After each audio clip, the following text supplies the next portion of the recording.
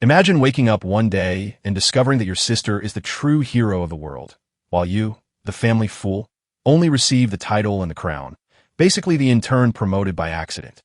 Watching your family, your friends, and even the virtual dog from the village pass on to a better place, to the famous ice guy, and you thinking, wait, wasn't there a plan B? Then imagine being thrown back to the past with a chance to fix everything, but with one detail, the evil eye watching you, like that nosy neighbor who never sleeps. This is the starting point of our journey. A broken hero, a sister who deserves more recognition than Batman, in a world about to repeat the apocalypse from scratch. How do you think this idiot of a failed hero will fare throughout the story? That's what we will discover together. Everyone else was dead. In the middle of the battlefield, only one person could speak. He was being helped by his sister, who asked him to pull himself together. Before them stood a monster that mocked this sight. Seeing weaklings fighting for their lives like this, while just watching, is like if this were a Hollywood movie, someone would have definitely called for a dramatic pause to sell popcorn. The wizard tells him to shut up by casting a fire spell, but the magic does nothing to the opponent, and the creature orders them to kneel. Thus, the monster's power hits them immediately. Both were knocked down instantly, even when it should have been impossible. No matter how much power one has, it was unattainable. Defeating an evil god as a human was impossible. Seriously, it felt like an RPG fight where the player forgot to equip the right weapon. The brother tells Fiona that he would buy some time for her to escape, but Fiona refuses, picking up her sword from the ground. He turns around, surprised to see his sister stand up. The world would end if they didn't defeat him here. Without killing him, at least they could seal him with the rest of the divine powers of the sword.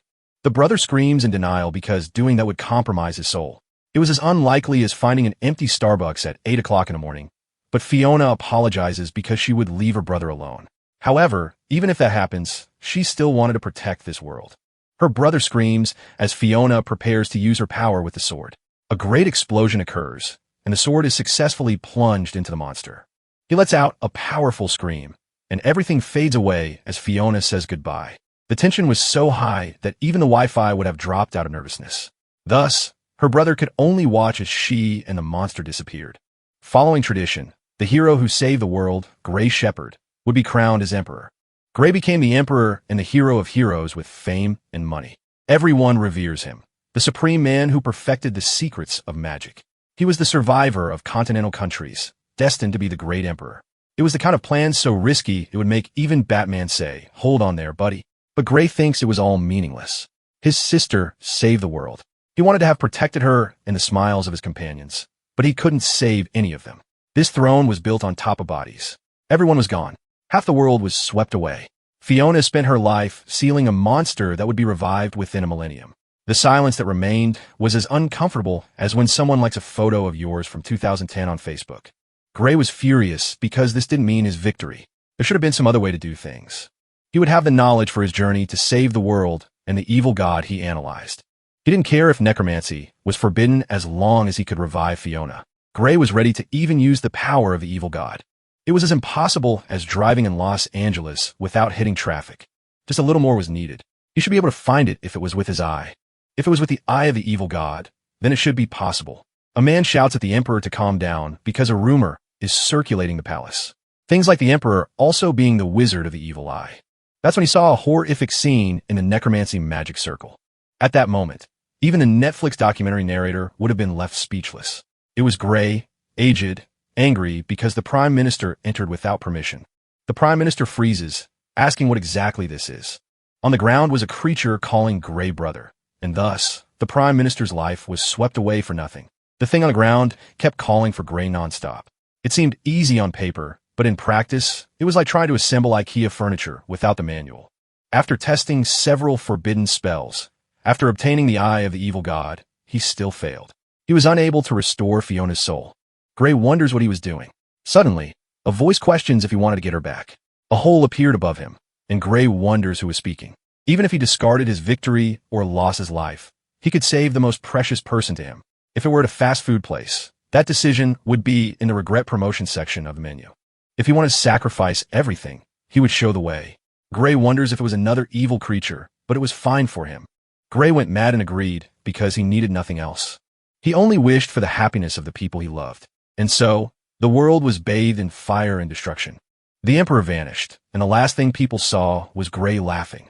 The palace was engulfed in flames, as everything was destroyed. When he awoke, he was under a tree full of apples.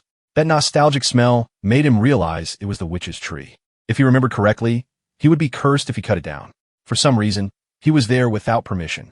He would definitely end up in the line of fire. If this were the NFL, the referee would have already called for a replay because something didn't add up. That place, when he saw it, was Carpe Diem. It was his hometown that he hadn't seen in so long. Many people were gathered, walking peacefully. For some reason, the town was still the same as he remembered, even when it was swallowed in darkness with the demon invasion. It was the kind of mystery that would make even TikTok's algorithm ask for help on Reddit. Gray wonders if he has gone back in time, even though such magic shouldn't be possible. But this was a miracle to make it possible. It was then that Fiona appeared, calling him when she was still just a child. Gray turned around startled as soon as he saw her approaching. Fiona happily shows that she got several loaves of bread from the bakery. The tension was thick enough to cut with a plastic spoon from food court because she said she wanted more since last time it was delicious, and she got a lot extra. He was wondering what they would have for dinner until now. They didn't have to worry about breakfast, either, with so much food. Gray ran out and hugged her, leaving Fiona confused.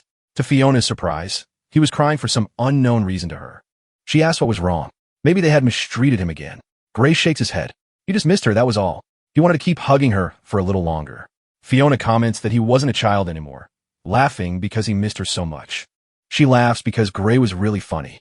That had the subtlety of a traffic jam on the 405 at 5 p.m. Gray returned to the past, recovering Fiona, the only family he had. He needed nothing else. As long as he could be with her, it was enough. But of course, things wouldn't be that simple. Gray still had the eye of the evil god with him, and he fell to his knees because he felt pain in it. It felt like it was on fire. Fiona became worried, and Gray replied he was fine. Something hurt his eye. He wonders why it had to be now, but a voice says it placed a curse on his eye. This curse would lead him to its domain as the event that resulted in Fiona's death, and the possibility of her dying again increased. Gray would be condemned, but this was a curse that would prevent being innocent now. The protagonist questions if it was really a curse. He was satisfied enough with that, even though the evil voice spoke like that. If the pain alerted him to the danger of Fiona, it wasn't a curse, but a blessing. Gray thanked her, and the voice grumbled that it was fine if that were the case. The pain vanished with the presence. Gray was still surprised. It was frightening. He didn't know what or who it was. Everything was fine for now. This time, he would rewrite history and prevent Fiona's death without regrets. It was his greatest goal in this life, and to achieve such a feat, he had to prevent 12 tragedies from happening as a result of the demon invasion. In addition, he had to save 7 people who were his former companions. They would prepare for the great fight. This way, they could prevent the death of the population and Fiona. Gray would be able to achieve the perfect ending this way. Fiona woke her brother from his thoughts with a shout. She had been calling him for a while, but Gray completely ignored her.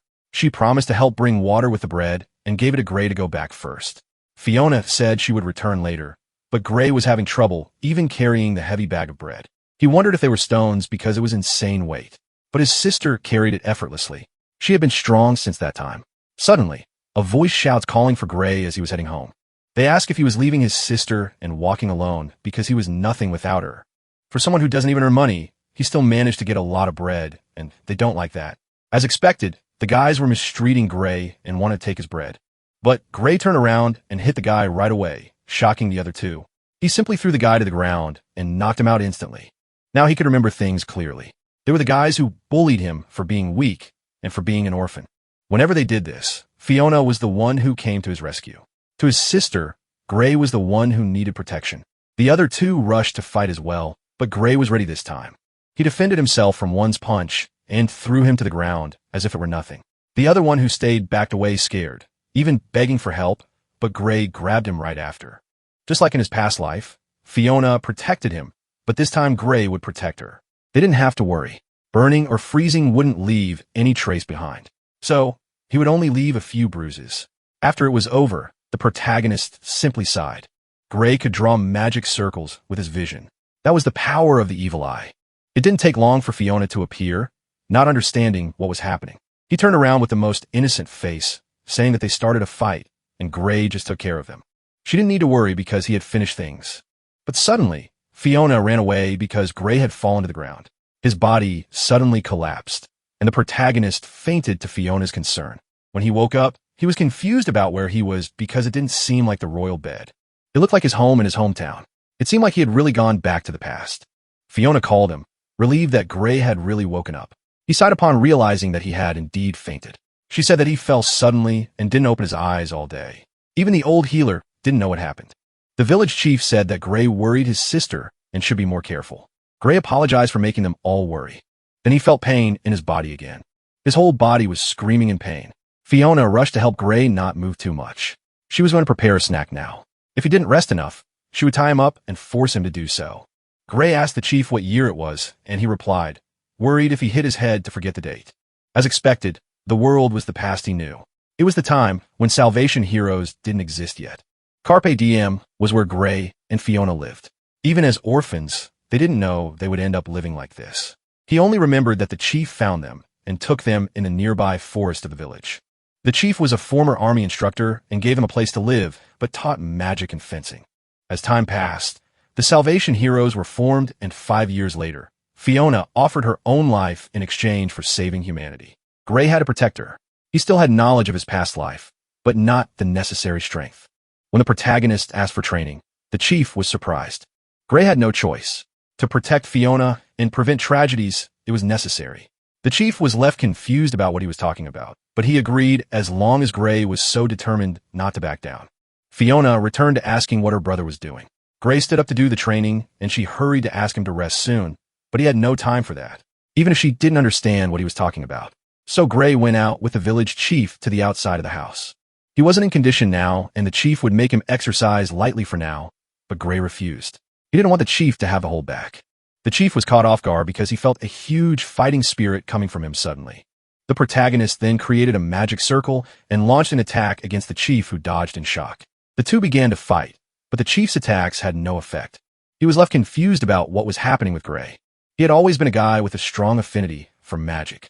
He always had a kind heart and hesitated to hurt others. But the Gray of now didn't have the hesitation the village chief knew. Those eyes belonged to someone who had taken hundreds of lives of enemies. Fiona even worried about her brother when she saw him fall, coughing blood. The chief said that the balance between body and mana was distorted. He needed to strengthen himself first. The chief tells Fiona to take care of him, as he would be preparing for training. And so the days of training with Fiona began with Gray trying to keep up with her. Being trained by the person he wanted to protect was indeed strange, but it wasn't bad. He just had some peaceful time left beside his sister. His body was slowly getting stronger. He could see it using magic. Time passed, and Fiona commented that the day's training was fun too. Gray's body seemed to have developed well, probably thanks to Fiona. It was fun for Fiona to train as well. She always did everything alone, but with Gray, things changed. That's why they should continue practicing together from then on. Gray agreed, even though he was worried. On the way, Fiona noticed a crowd that seemed noisy. As they approached, Gray froze. He pointed to go the other way because it was crowded with people. After that man arrived in the village, that was when their tragedies began. If Fiona was chosen, it would only lead to the path of death. Gray knew he couldn't let Fiona meet that man. Their world was destined for destruction by the evil god, a calamity that awakens every millennium, manipulating the human race. Champions charted journey of salvation. One of them was the chosen of the Holy Sword. These chosen ones, called heroes, were selected by a cleric from the Salvation Agency. In her past life, Fiona was a candidate for heroine, and Gray would prevent that this time. Fiona heard him suggest a trip to Nylon in 4 days round trip. Gray mentioned he got some tools from the blacksmith that needed to be delivered and wanted Fiona to do it for him.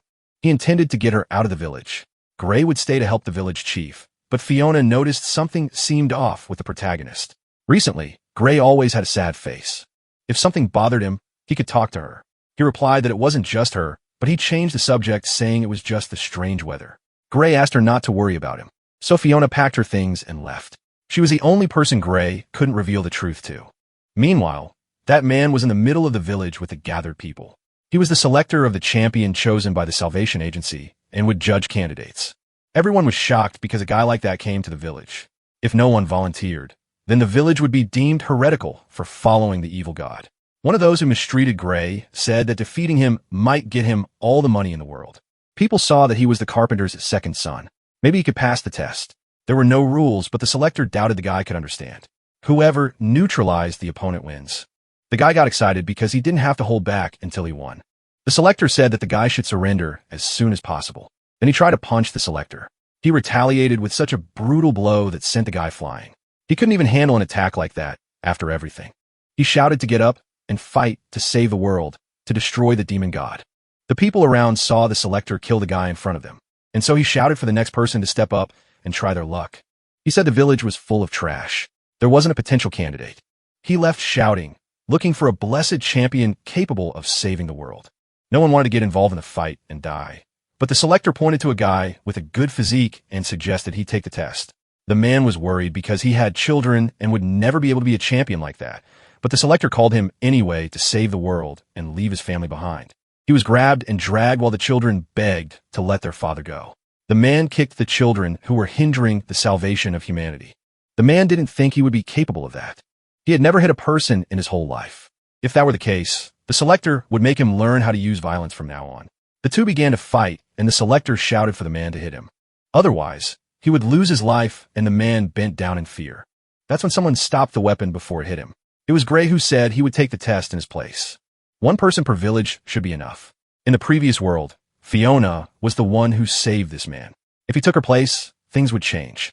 The selector saw that he used magic and had an advantage in close combat. He prepared to attack the protagonist, laughing at casting magic and seeing that nothing was left. While laughing, he didn't even notice that Gray was appearing behind him. The selector turned around, startled as soon as he saw the magic circle. Thus, he unleashes the magic, shocking the selector for using such a fire spell. Gray was not obliged to answer his questions. Instead, he prepared another attack. The man ran away, not understanding how an amateur could use 3 different spells. He was surprised. This was a champion that appears every millennium. He knew he found in Gray. He begs the champion, crying to save humanity. Gray responds that in the future he would create, he was not necessary. And thus he ends the battle with a final magic shot against the man. A celebration was prepared to welcome the new champion. They could hardly believe that the orphan managed to become such a powerful champion. Gray responds that it was nothing special. There were several other champions around the world, but people still find him impressive. Perhaps he could save, if that happens, he would have the chance to change the slogan of his stores for advertising. Others argue for having cared more for Gray than the others. The guys who used to mistreat him even approach to talk. They all bow, begging for forgiveness for having spoken ill of him all this time. They didn't know he was this strong or that he would be the future champion. Gray responds that the injuries were nothing much, not compared to what he went through. The guys are happy with the biggest shamelessness for being forgiven. Gray tells them to stay away. Instead, he would prefer they commit to protecting Fiona. He didn't even know when he would need to leave the village, and they promised they would protect her with their lives. They realized they haven't seen Fiona for some time. Gray went after his sister, who is isolated, sitting far from everyone. As he approaches, he asks why she is there. She replies she doesn't know and moves away, to which Gray holds her, asking if she is angry. Fiona denies it, but only feels she no longer knows who her brother is. Suddenly, he makes the champion selection without consulting her and sends her away from the village. Gray hesitates to explain, which irritates Fiona because he was leaving her aside. He couldn't say what was going on in his head, even when they should be family and trust each other. Gray responds that he was always thinking of just one thing. That was her happiness. For that to happen, he would save the world. This was their last banquet, so he suggests they could say goodbye with a smile. Even feeling down, followed Gray back to the village.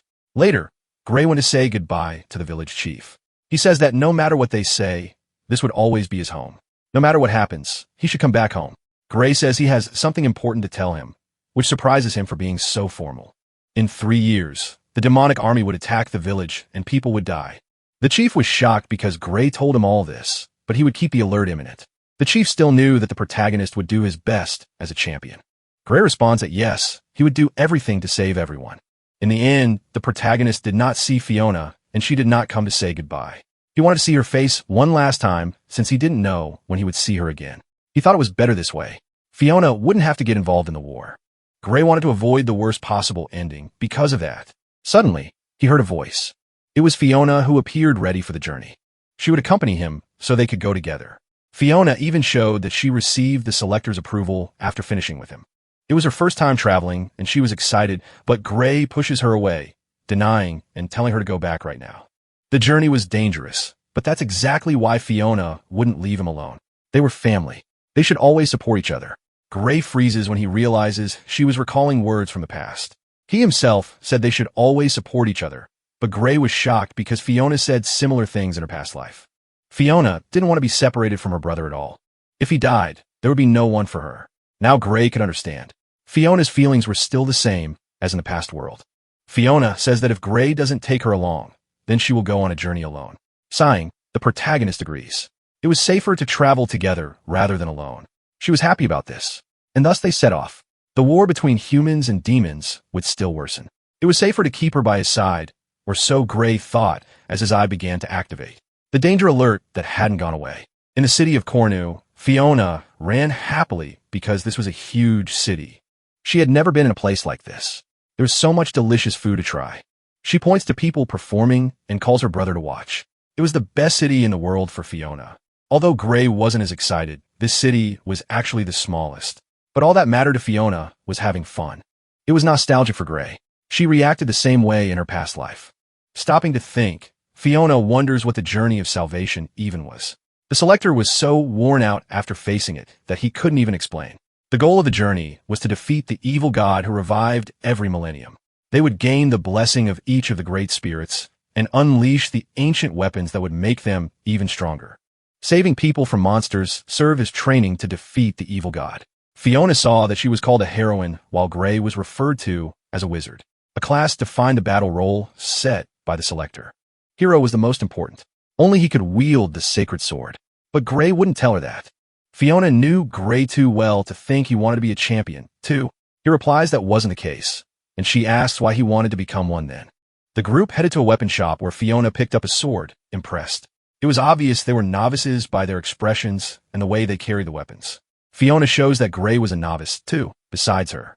The blacksmith suggests they leave soon because several novices had disappeared.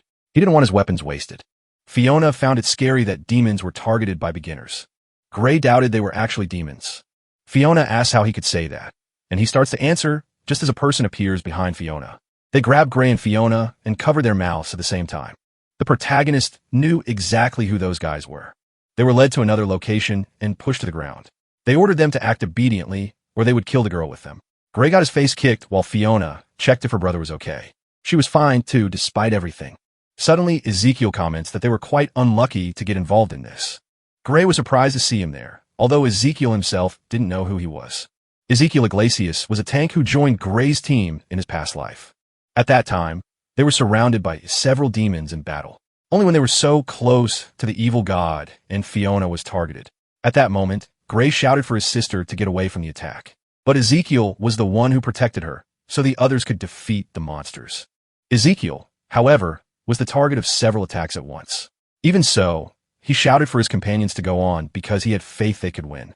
To defeat the evil god and save the world, Gray didn't want to, but Fiona took him with her. Ezekiel died before the evil god was found. He was the second companion Gray wanted to save. They were supposed to meet him at another time, but apparently he was caught by bandits this time. Ezekiel jokes that even with Gray staring at him, he just liked well-endowed women. Ezekiel tells that he was having fun with a woman at the bar and suddenly appeared there. Now he was furious because he was interrupted right at the best moment. Fiona sighed at this behavior. Ezekiel was still the same as Gray remembered. The rumors about novices disappearing in the city seemed to be true. If they wanted someone to capture and sell, ordinary citizens would be better. Gray says they wanted champions. The bandits were eyeing them for some reason. These people were known as champion hunters. Some lords wanted to buy champions to join their forces. People who capture and sell champions were called champion hunters. Fiona couldn't believe that people did such things to others. Ezekiel agrees they were all idiots, but he could understand why they wanted champions. It was sponsored by the agency. Hunters capture inexperienced champions and sell them for high value. Gray was captured on purpose so they could stop the hunt for heroes. They were connected to the first tragedy, and the region Gray cherished was destroyed. Ezekiel questions how he knew so much, suspecting the protagonist. Gray replies that it doesn't matter. They had to hurry and escape. He pretended to sleep to find out where they were being taken, but they still couldn't free themselves from the bindings. Gray responds that it wasn't a problem. He would free them all now. So he uses his eye, and Ezekiel's and Fiona's bindings come loose. Even Ezekiel was left wondering how Gray did such a thing. He replies that he just used telekinesis and freed everyone else, too. Gray says that now they should all go and opens the doors to escape. The champions are worried because the hunters should be much stronger, and the protagonist says he saw their weapons, so they could get them back on the way. They storm into the room where the weapons were, and everyone retrieves them. Ezekiel and Fiona feel calmer now that they're armed again. They were all safe and just needed to deal with the bandits. Fiona tells her brother to go together, but Gray asked her to wait. There were several other cells, and Gray wanted to free everyone first. Ezekiel says it wasn't bad on his part and would accompany him. Meanwhile, the bandits were questioning the imprisoned champions. They even wanted to have fun beating one of them to pass the time. Suddenly, they hear a noise and turn around. It was Ezekiel commenting on how they had dirty hobbies. The bandits charge at him the moment they see he has freed himself, and Ezekiel defends himself easily from their weak attacks. Such attacks don't work, and Ezekiel sends them all flying. The other bandit runs away, worried because this guy wasn't even a rookie. Fiona wouldn't let him escape like that, and quickly uses her sword to land an attack. Ezekiel praises her for being good, and Fiona replies that she trained a lot after everything. The fight continues, and they manage to save even more people. They finally found the exit and could now leave. When they stepped out, they soon saw they were surrounded by several armed people. A hunter sighs because the goods should stay quiet and not try to escape. All the rookie hunters were defeated, and he orders the remaining ones to drop their weapons unless they want to be hit by a rain of arrows right now. Fiona didn't want to surrender so easily, but the bandit shows he had hostages, and they couldn't refuse now. In light of this, Fiona and Ezekiel drop their weapons with a heavy sigh. As punishment for the rebellion, the hunter decides he would kill the man and use the woman. One of the hunters approaches to grab Fiona. He likes seeing the disgusted look on her face, but then he stopped for a moment when he saw something was off. When Fiona looked, the guy was dead behind her from an ice magic. Gray used his attack to keep that guy away from Fiona. The other bandits tell him to stop because they still had hostages, but Gray takes care of them right away without worrying about anything. The hunter shouts for the others to kill the mage right now. They shoot hundreds of arrows in the direction of the protagonist. Fiona steps in front, worried about her brother. But Gray holds her close and uses his magic again to protect himself. He freezes all the arrows and then kills several of the hunters. He left behind the last hunter, and Gray asks what he intended to do now. The man grabs his weapon and charges at the protagonist furious. Gray dodges, questioning if that was all he had after being so scared. He was nothing but a lowly thief, and Gray dodges his new attack. The bandit gets enraged because he was being looked at this way. Then Gray warns above him, and the man looks up just as a huge ice magic was prepared to hit him. After the fight ended, the champions thank Gray for saving their lives. Gray replies that they didn't have to worry and hands him a bag to take and leave. It was a bag full of gold that the champion hunters had with them. He hoped those people could save even more people. Then Gray fell to his knees, the effect of using such strong magic still affecting his weak body. Ezekiel approaches, commenting that he wasn't an ordinary mage. The protagonist asks what he was talking about. He was just a rookie. Still, Ezekiel had never seen a rookie do all this and asks if he could join him on his team. Gray agrees, thanking Ezekiel for his help, and stands up. Ezekiel still didn't understand how Gray knew his name, but it was fine for now. Everything about him was quite strange. Back in the city, Fiona was exhausted. It had been a long way from the hideout. After taking responsibility, it was impossible for the guys to come back after what Gray did to them. Fiona just wanted to hurry and take a shower. She bumps into someone, causing their donut to fall to the ground. She quickly apologizes and promises she would buy another one. In front of her, a woman tells her to kneel and beg for forgiveness. Another woman tells Brenda that she understood her excitement, but being angry over food was embarrassing. Brenda corrects herself. It was a noble's duty to show leniency to the commoners. Behind her, Catherine agrees with Brenda no matter what she says. Brenda realizes that Fiona's group was the type that just started their journey and asks if they knew about the missing champions. She was all convinced about saving them, to which Fiona happily responds that everything was resolved. Brenda loses all her aura of pride in an instant. Fiona says that her brother took care of the bandits. He saved all the missing people, too. Brenda couldn't believe that the person who ignored her was the one who solved the case. Fiona was left confused and even heard her name wrong. Brenda says she was an Einhorn, a family of rulers for generations, full of strong swordsmen. Fiona gets annoyed because Brenda insulted Gray by saying he used dirty methods. In that case, Brenda challenges him to judge her strength and dignity. The protagonist saw no reason to fight. He was fine with her boasting about being strong. Brenda gets irritated because he was saying her name so boldly. In her past life, Brenda was a rival of Gray's team. They never united, but helped each other sometimes. Since Brenda was ignored, she became furious and decided to attack first. Even Catherine was sent flying with her power. Ezekiel defends himself, hardly believing that this girl was so stubborn. Brenda prepares her attack with her sword and approaches Gray. Her family had tough times, but Brenda's power was very real. To prevent them from getting hurt, Gray decided he would use his evil eye. She launches an attack with her sword, and Gray steps back. Brenda is left confused as to how she missed him. He was dodging effortlessly. While she questions, Gray prepares to counterattack. Thus, she loses the sword from her hand, and Brenda is sent flying. Gray prevents her from falling and asks if she is okay. He didn't want to fight her. Brenda pushes him away, outraged that someone like him touched her. She decides to leave with no time to waste on these guys. Brenda knew that Gray hadn't taken the fight seriously from the start. She would want revenge. Fiona was worried about letting her leave like that, but Gray replied that she would calm down later. Ezekiel asks why they're going to cemetery to visit a grave or something like that. Gray replies that he wanted to borrow something, and the others look confused. And suddenly, a hidden staircase appears before them. This grave belonged to a champion from 1,000 years ago named Albert, known as Aegis. Ezekiel didn't understand how an ordinary person like Gray could know so much. Gray realized during the chaos with the hunters that he had to get armor for Fiona quickly. The place was huge. They couldn't even imagine there would be a corridor like this beneath the grave. It was a location protected by a divine shield from the ancient champion. During the journey, Gray felt something strange and turned to look back. It was probably another rat and spider, and he decided to ignore it. The group continued until they reached a large door. Fiona approached and opened the door. This was the guardian of the grave, ensuring that the armor of evil goes to the worthy. The armor says to grant 6 trials of the agency of salvation. Fiona asks what that is, and if they have it, and Gray agrees. They just had to take it by force. They had no time to play with the guardian to start with, and so the protagonist decided they would be stealing the armor. The armor gets angry because the insolent humans were violating the laws. Gray got tired of hearing it talk, provoking it to punish them soon. Then the armor begins to prepare to attack. It drew a sword and charged at him immediately. Ezekiel defended Gray, questioning if he was crazy to pick a fight like that. The protagonist says they weren't going to steal, just borrow it for a bit. Fiona shouts a warning because something was above him. It was a magic that flew by and hit the armor squarely.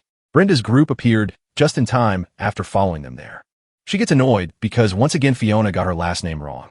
The champion's armor was better suited for a noble like her. It would save the world and make her queen. Katrine worries if everything is really okay, and Brenda doesn't care. She decides to charge at the armor, and her partner Jake follows her. Stella kept casting healing spells for them. Katrine also started providing help with fire magic. Thus, the place became a battlefield filled with magic and swords. Brenda clashes her sword with the armor, and Jake accompanies her to defend her. It wasn't long before Brenda was hit by an attack from the armor, and Stella quickly came to help using her healing magic. Brenda laughed. They couldn't stop the Einhorn family with such attacks. Their teamwork was incredible. Brenda was a good leader, even being arrogant, but even with them being high class, the armor wasn't going to give up. The protagonist shouts for Brenda to be careful because something was coming. She laughs because a mere commoner was trying to give her orders. Then suddenly, she saw that the armor in front of her disappeared. She turns around wondering where it went. It was when they saw that the armor mortally wounded Stella. Brenda gets furious and turns to fight against him. But again, she teleports and appears behind the swordswoman in the blink of an eye. Jake shouted for her and tried to help her, but another attack came secretly. Katrine was also knocked down as a result of the chaos on the battlefield.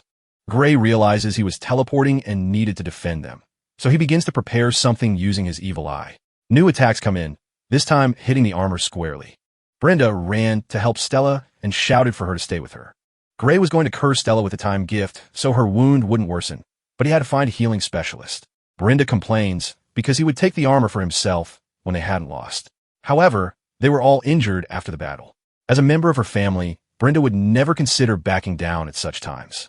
Gray suddenly has his eye working, seeing Brenda's death and all her group. Brenda almost laughed seeing him cry when he had never even been able to defeat her.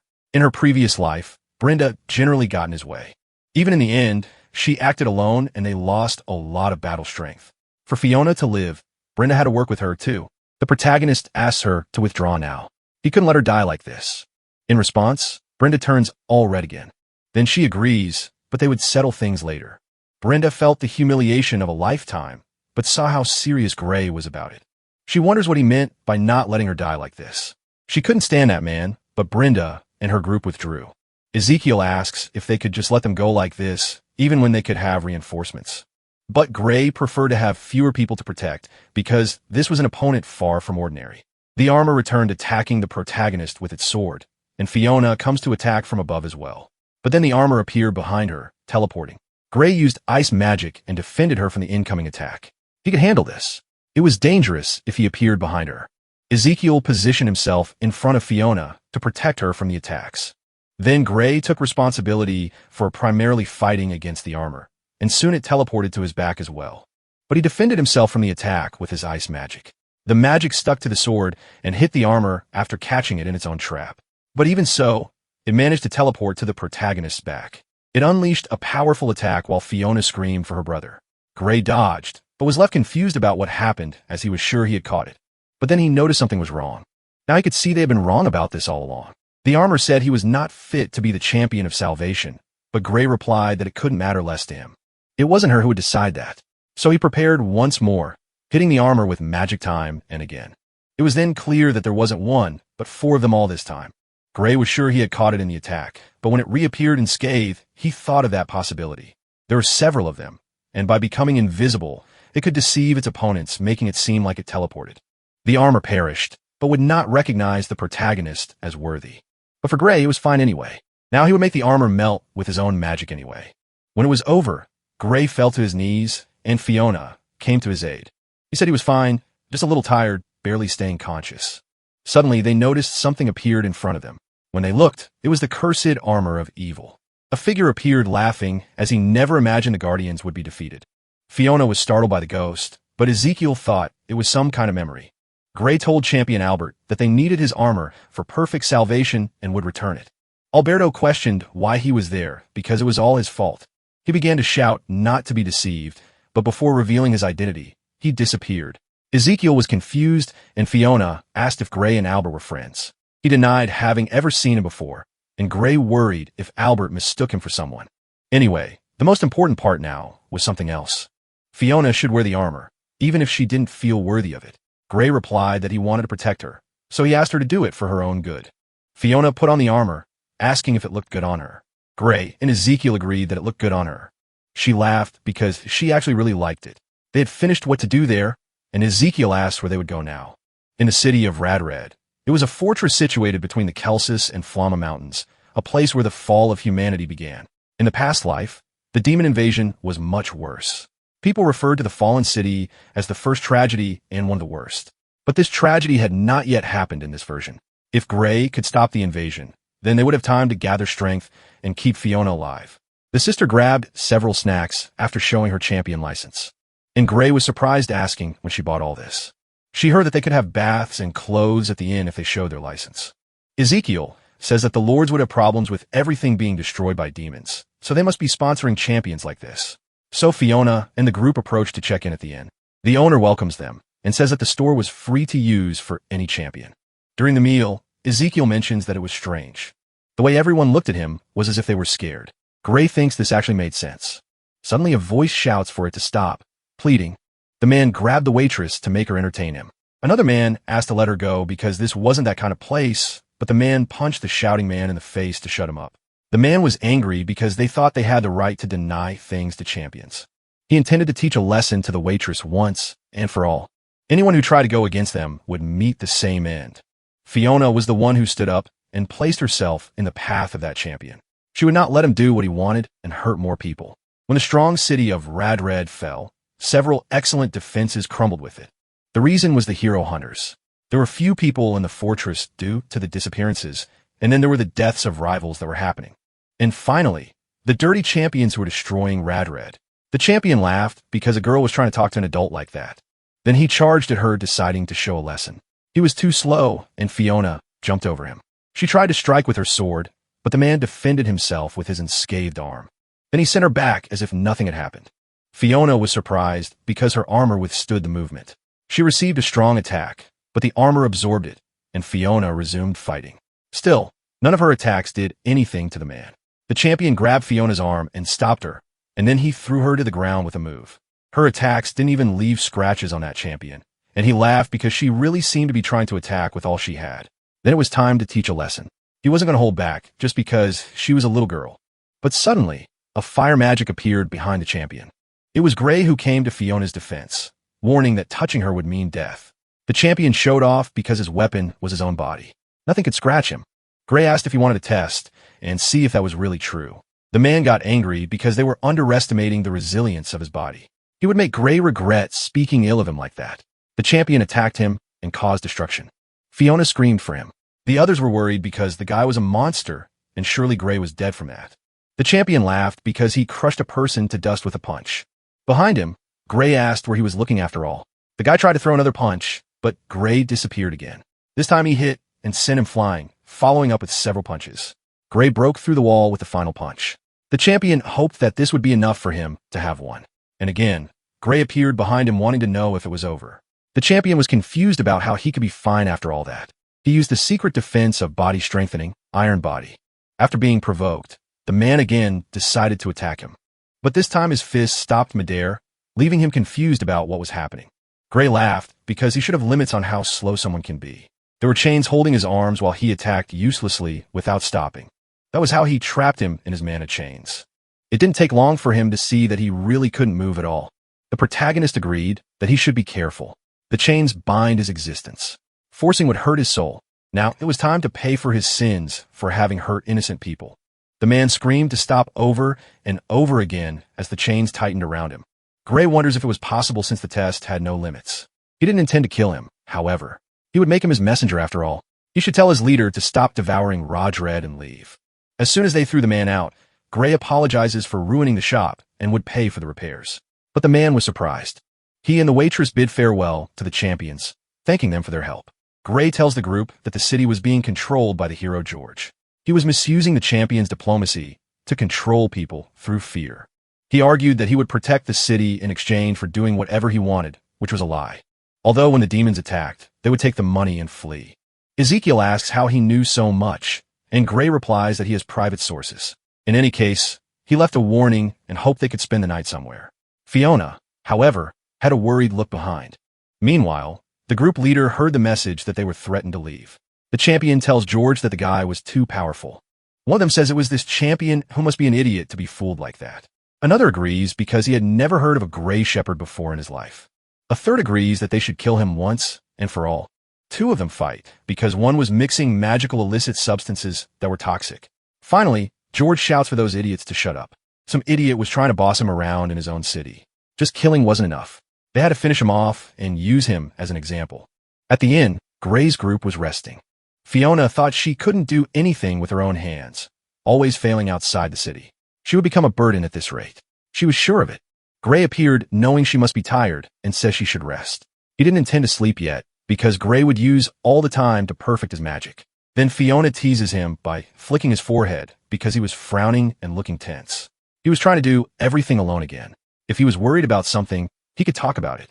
Fiona asks if there was a problem, and Gray sighs at her clever observation. He needed to value time as much as possible. After all, Gray could never recover this in his previous life. Meanwhile, George's group invaded the city looking for Gray. They beat those who refused to talk or said they knew nothing. They would do anything to find Gray. Otherwise, they would kill the civilians. A figure came out opening the door to her room when they invaded the inn. It was Fiona. One of the men saw that she was a beautiful woman.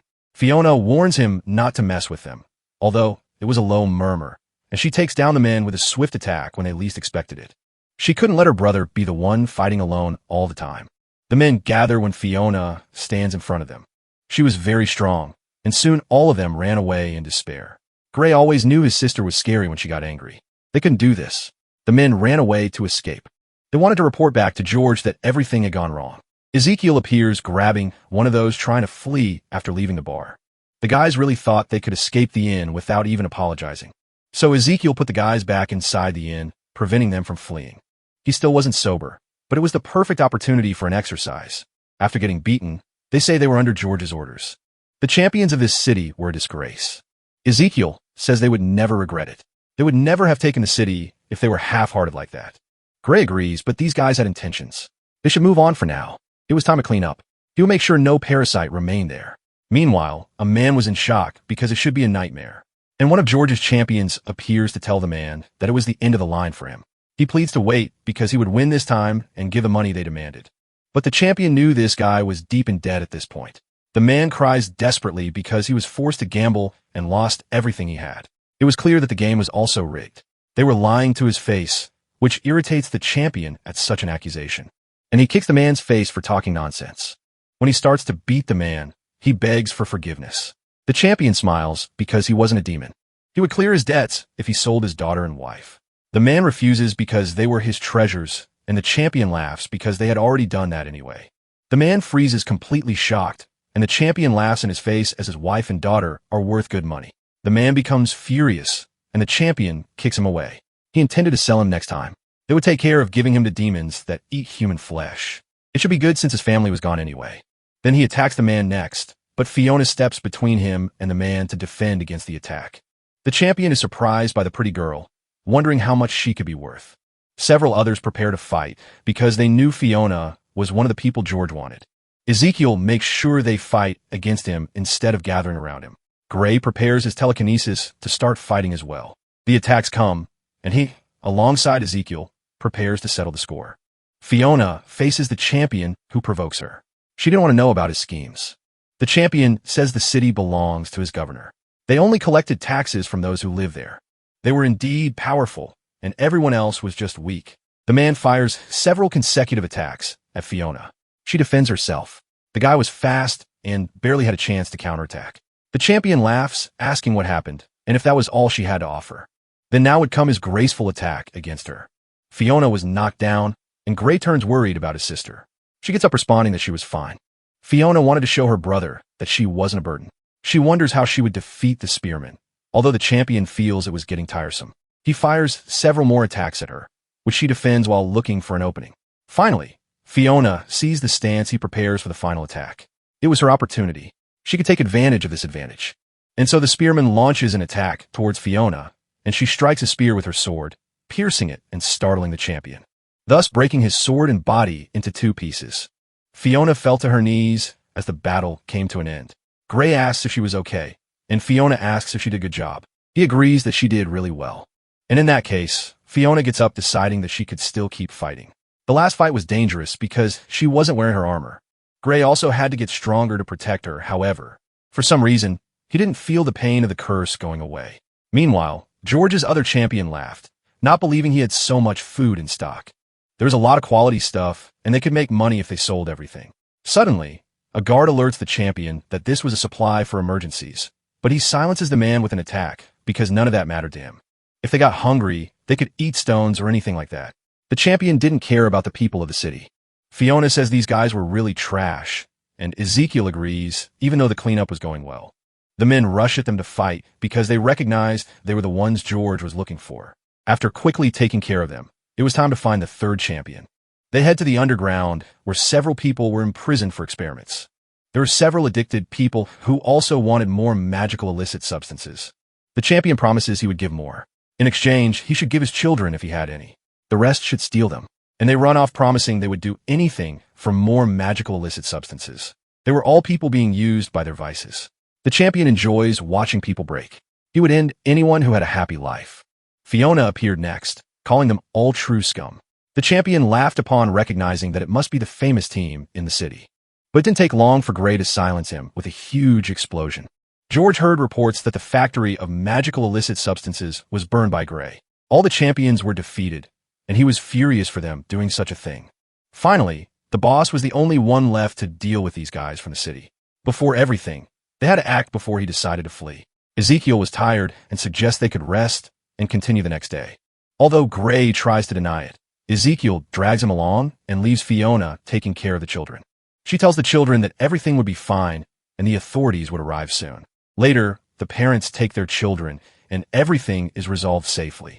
When she returned to the inn, she wonders if Gray went back to his room. She heard them saying not to tell Fiona. Ezekiel says that the mana balance in his body was all messed up. If he keeps pushing himself, he would destroy the meridians in his body and end his life. Fiona couldn't believe that Gray was trying so hard. He knew his limits and was always training his body to surpass them. If it were possible to have a world where Fiona was happy, his life was a cheap price. George was the only one left. They needed to take care of this soon. In parallel, George's champions said they should steal and flee as quickly as possible. That's when Fiona appeared, startling the men and asking who she was. It was then they recognized she was one of Gray's group and were frightened. She quickly dealt with them as they prepared to kill her. She was quiet and silent during the battle.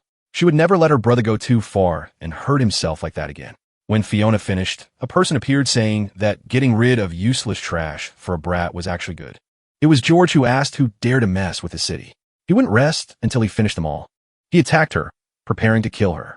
In the past, George was the winner of the Grand Tournament of the Year. Everyone praised him for his fencing and for defeating the wizard of the Wallenstein's family. Everyone celebrated, and George swore he would always meet everyone's expectations. And now he was furious to take down each one of them who messed with the city. He attacked Fiona, who defended herself with some difficulty, to the point that Fiona's sword eventually broke to her shock. George's technique was to destroy his targets. He would slice her up the same way.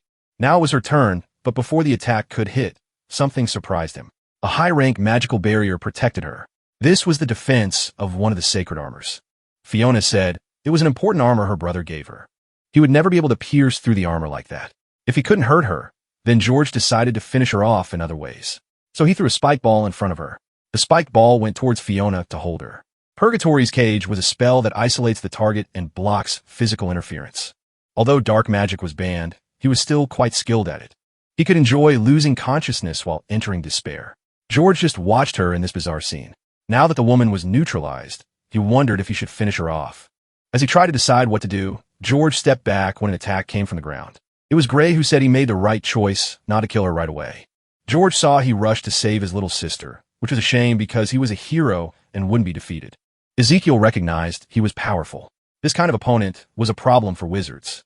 But Gray was determined because anyone who hurt Fiona would meet their end at his hands. So he unleashed a giant and powerful attack against George.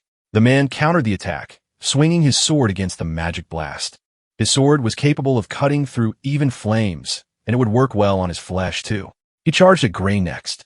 Gray questioned how he could act like that when he was so strong. Champions had to protect people. George replied that he would never understand. He had never faced a high-rank demon.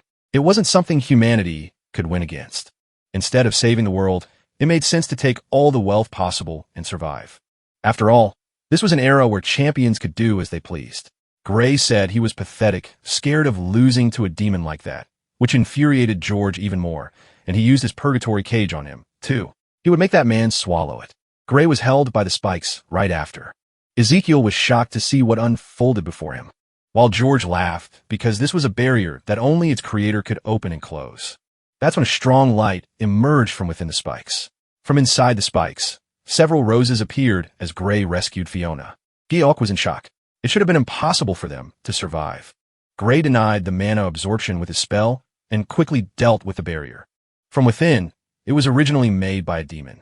A human shouldn't know how to use it. The previous Lancer also seemed to use demon things, even when they should fight against them. Fiona apologized for causing trouble again. Gray replied it was okay. Then he asked Ezekiel to take care of his sister now. George realized it was a mistake. He should never have trusted a wizard's tool. After all, a swordsman should kill with his sword. In that case, he would show the technique he trained and used during the Grand Tournament. And George prepared an attack that came quickly in his direction. Ezekiel defended Fiona while the attack came to hit Gray. He disappeared with the attack hitting him directly. They couldn't even believe it. Nothing of your body remained. George laughed because Gray was incapable of overcoming even a human. But Gray appeared behind him. For in the end, even with the sword, he was incompetent. He was able to easily surpass his attack, just felt his power and avoided it. George could hardly believe he lost even being a champion. It was then that magical chains held him by the legs, and then several spears appeared above his head. Gray replied that if he was a champion, he should be able to handle all of this. And finally, the battle against him ended as the attacks hit George. Back at the inn, Ezekiel asked what they should do now that they had dealt with the parasites. Gray said they would stay in the city. It was almost time for the sacred water spirit to give its blessing. Fiona got excited because she had never seen a spirit before. Suddenly, someone knocked on the door, even though it was so late. Outside, 3 people were standing. The man introduced himself as the Lord of Radred, Orlando Greshel, and his son, Heinz Greshel. Gray and his group also introduced themselves to the Lord of the city. Orlando came as soon as he heard that George was defeated and wanted to deliver a reward. In the chest, there was an immeasurable amount of gold coins. Gray questioned what exactly this was after all. Orlando and Heinz begged for forgiveness because if that wasn't enough, they could have more. Gray replied that they would not extort them. He could only use the money on the people themselves. This took both the Lord and his son by surprise. Heinz thanked Gray because they were very grateful. They could hardly survive without someone to stop George. Since they killed his grandmother, they were forced to close their eyes to everything that happened. Gray was happy to hear that they were willing to go so far, and there was something he actually wanted. To start with, he wanted to know if he could get some employees from the Academy Guild. He was then presented with a formula that starts with Halma grass extract. Manufacturing the spell, the extract would act as a catalyst and draw a lot of mana from the evil stone. And if he could crystallize the mana afterward, thus they could achieve an extremely potent mana restoration. The guild guys never believed such a thing was possible, such pure restoration. Halma grass and the evil stones were abundant in the Flamma Mountains. They could produce and sell. Heinz said he could leave it in their hands. He had a merchant guild that would cooperate to sell. Fiona thought the stones were beautiful. Even Ezekiel was impressed and asked where he learned this. Gray replied that he had experimented with a lot on his own. Although he had researched a lot about reviving Fiona, and that included creations like this. Heinz asked if he wouldn't visit their mansion now. They would prepare a banquet for the great heroes who saved the city. Gray replied that they would stay for a while, but he would take a walk around the city to see if some of George's men were still around. When Fiona insisted, he took her along. Ezekiel decided to go out to see someone. Fiona knew he was going out to hit on another woman for sure. She hoped Gray would never be like that. And on the way, he bumped into someone. The girl fell apologizing because she wasn't watching her way. Gray bent down to help and apologize because he hadn't seen her either. It was then that he was startled when he saw her. The girl shrank back apologizing. But suddenly, Gray asked her to accompany him because he needed her. And the girl was startled by his words. Even Fiona was shocked because she thought her brother would never be that kind of man. The girl stepped back, not understanding what Gray wanted from her. He replied that she would regret staying where she was. She needed to get rid of them before committing a serious crime. The girl was Sasha Flores, the former healer of his team. At this point, Sasha was a prisoner and was sent by acquaintances of a group called Rival Killers, who eliminate other champions. Sasha was forced to work for them. Many people died, and her hands were stained with blood. When Gray freed Sasha from those guys in the past, her mind was already broken. She carried a lot of guilt, was unable to fight in the end, and died. But now Gray had the chance to save her as long as Sasha was by his side. Fiona didn't hide her shock because he knew her full name. Sasha said that if she ran away, she would end up being killed. But Gray assured her that he would protect her. Fiona didn't understand why he was acting like this with someone he had just met. Then Sasha apologized and ran away because she couldn't do this. Gray was left behind, worried. And then he saw the way his sister was looking at him in judgment. He didn't think he was a seduction artist, and Gray was left confused. Meanwhile, Sasha was wondering who that guy was. He saw through her, even without knowing why. It didn't seem like the first time they had met. It was when suddenly she felt a pain in her chest. For some reason, Sasha saw Gray's face crying. She kept wondering what that was, perhaps some kind of illusion. Suddenly, a voice appears after finally finding her. There were men who said that if she lost her job, she should come back for good. She apologizes as she understood the position she was in. One of the men asks where they would hunt next time. The other says that the Temple of the Water Spirit would be better. Several champions would show up. The third got excited about turning the temple into a hell on earth. Sasha didn't want to help them or become an assassin. She wanted to become a champion and help others. She wonders if Gray could really help her. And she starts to apologize and hesitate in her thoughts. It was when they grabbed her by the neck and made her stop talking immediately. The champion didn't like the look in her eyes, like a dog biting its owner's hand. It wasn't necessary for her to think. She was nothing more than a substitute for a potion. Or maybe she just wanted to die like her previous team. Then he throws her to the ground right after. Another champion starts kicking Sasha for daring to turn against them like that.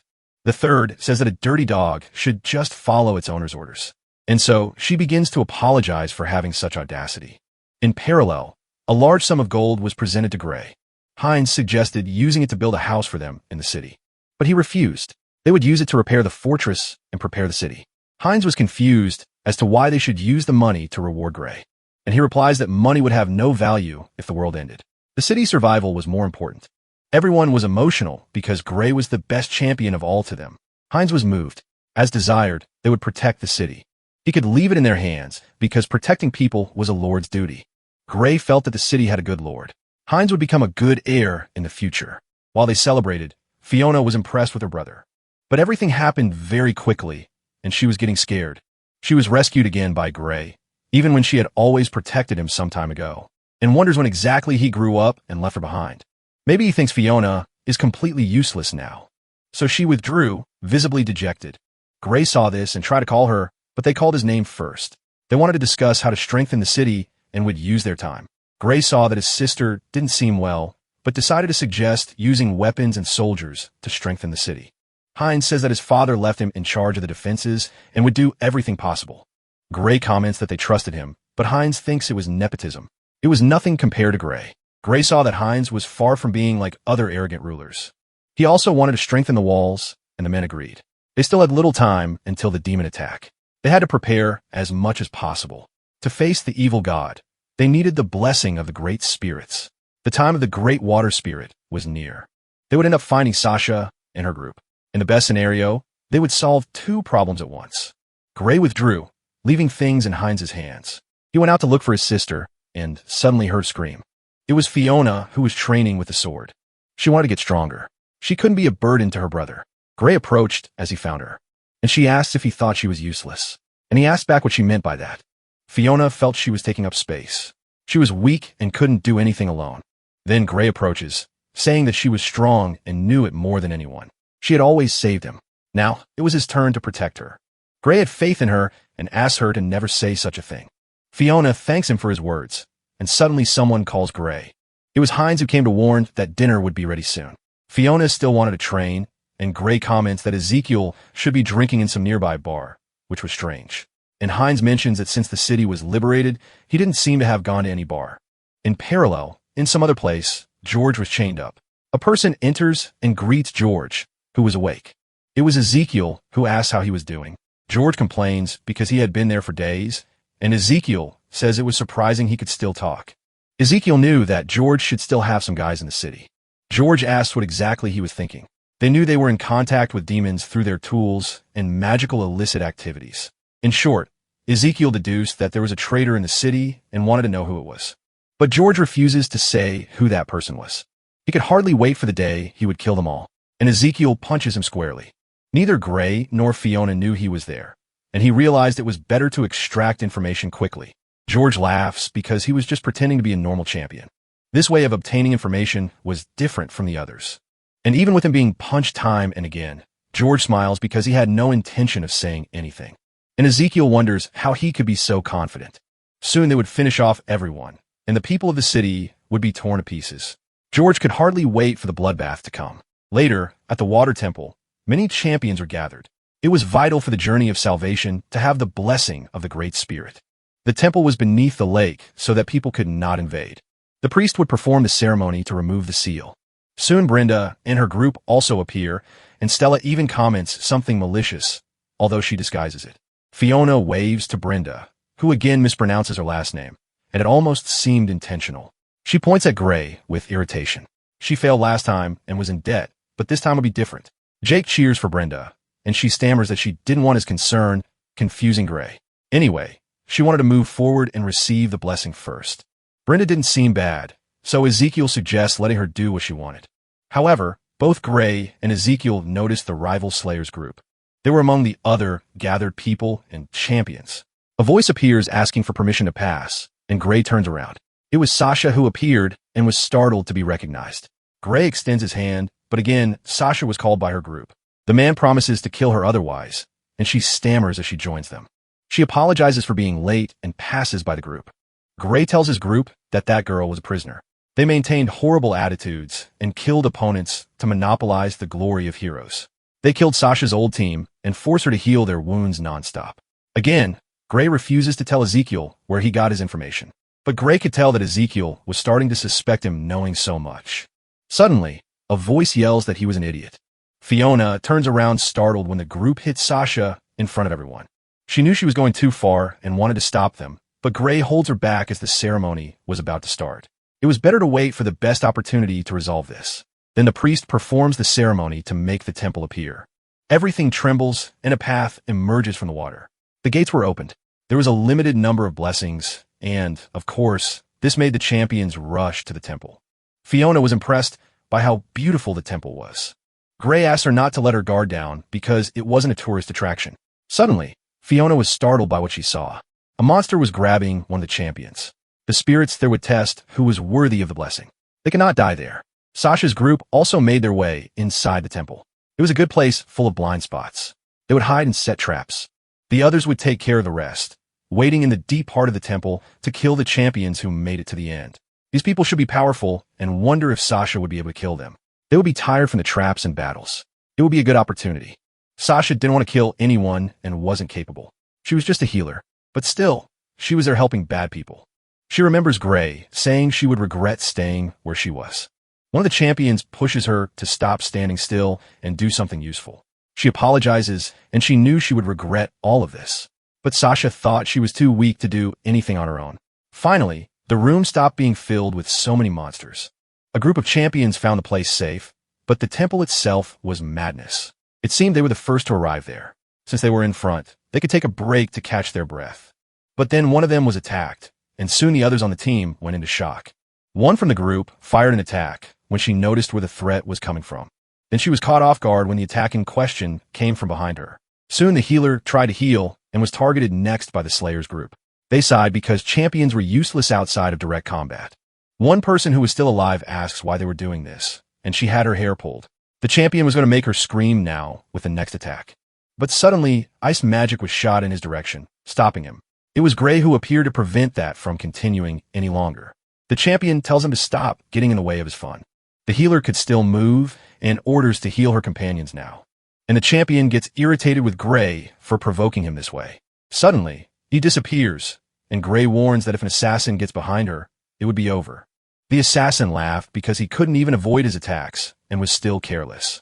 He decides to start by attacking Gray from behind. But suddenly, a spell appeared beneath him that made him visible. Suddenly, everyone became unable to see anything, and the champion saw that Gray blinded everyone with his magic, even his companions.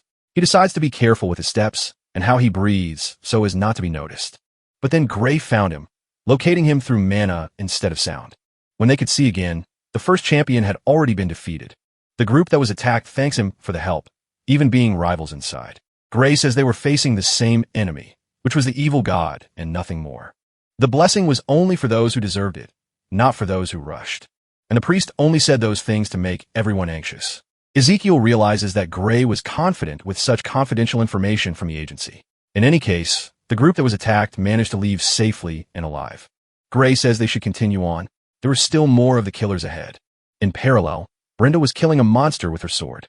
Everyone applauds her impressive powers, and she shows off. Such tests were child's play for someone from the Einhorn family. Suddenly, someone says they seemed worthy of killing. It was one of the killers. He would never be satisfied, no matter how many he killed. Brenda questions if he was part of the test or something like that. And he refuses, as his goal was only to get rid of those in his way. She could see he was the type who eliminated his rivals in front of him. In that case, Brenda could see the appeal and charges at him next. He comments that it was a good sword for a small girl. But then something sticks to Brenda's sword, and she wonders what that feeling was. She was getting weaker. Then suddenly, she fell to the ground. Jake ran to help Brenda next, but was knocked down right after. He fell and knocked Catherine down as a consequence. Stella shouted for her companions without even seeing what was coming from behind her. Again, she was attacked from behind. Brenda questions what kind of dirty trick he had used, and he asks back if such a thing even existed on the battlefield. When Brenda thought she was going to die, suddenly Gray came to her rescue. The champion asks if he was really going to steal his prey, and Gray apologizes for bothering him. But she was important to him, and Brenda was immediately affected by his words. Gray shouts for Ezekiel to take those people to a safe place. Fiona would take care of the night, and Gray asks her to wait because his cursed sword was dangerous. It could drain her vitality if she touched the sword, and Fiona decides she would avoid every attack. The champion asks how he could know all of this and attacks Fiona, who dodges each of the attacks that came next. Frustrated, he prepares to kill Fiona as soon as she got closer. But Fiona avoids him again and pierces him with her sword. She celebrates because she took down one of the killers, and Gray agrees, although it was precisely what worried him. Her talent was so great that it was a tragedy. At this rate, it could end up repeating. Brenda says he didn't have to save him because they were going to win in the end, and Gray agrees. Fiona retorts that she was being ungrateful, and Brenda stammers that she didn't want help. If she had died in such an undignified way, she would never find her leader in hell. Suddenly, the champion stands up speaking with his Camulivard sword to free the stolen vitality and let them all die together. And out of nowhere, the guy activates a kind of bomb to take everyone with him. Fiona pushes Gray so that he ends up far from the explosion. But she ends up falling when the ground breaks. Gray reaches out, but Fiona had already fallen, and it was too late. She started to fall, knowing that at this rate she would die. But suddenly, wings appeared. They were wings from the armor that kept her safe as she reached the ground. It was a long fall, but at least she was okay. Fiona worries if the others were okay, but knowing Gray, they should be. They would probably go deeper into the temple, and she should be able to find them later. On the way, Fiona discovers a very beautiful room. It was different from the rest of the temple, perhaps where the great spirit of water lived. She could hardly wait to find Sasha down there. Sasha was injured on her face and looked frightened at Fiona. She introduces herself as Gray's sister, and Sasha asks her to run away. The leader plans to kill everyone down there. You want to check on the others, but we'll be back soon. Fiona knew her brother was telling the truth. She had to save Sasha. She says they should escape. She couldn't stay with her team and promises to protect her. Fiona knew Sasha was a healer and could try to heal herself. But she responds that it would be a waste. It was only a matter of time before she got hurt again. What moved Fiona was hearing her depressing words, and she steps closer to hug her. She must have been used to getting hurt, and she would lose sight of everything if it continued like this. Sasha replies that maybe not seeing was better than this. She remembered Gray when he was mistreated in the village. Fiona was determined not to abandon her, and so she pulled her by the hand to leave, even though Sasha didn't think it was a good idea. Still, it had been a long time since she felt a gentle and warm touch. It was then that the team leader appeared, asking where she thought she was taking his dog. It seemed she needed a lesson, and so he went to attack Sasha. She froze in place, but Fiona dealt with the attack with her sword. She broke the spirit with one movement. She wasn't as weak as the leader thought. Fiona replied that no champion would hurt their companions like that. This made him laugh, asking if she knew why he chose the spirit temple. Because he was a spirit user, his power was even greater down there. Several spirits were summoned and sent in Fiona's direction, but she did not fear wielding her sword against them until she ended up being bitten by one of them along the way. She was surrounded, and the leader laughed because she became dog food, but a glow emerged from among the spirits as soon as he said that. The wings of her trap made Fiona fly away and surpass the spirits.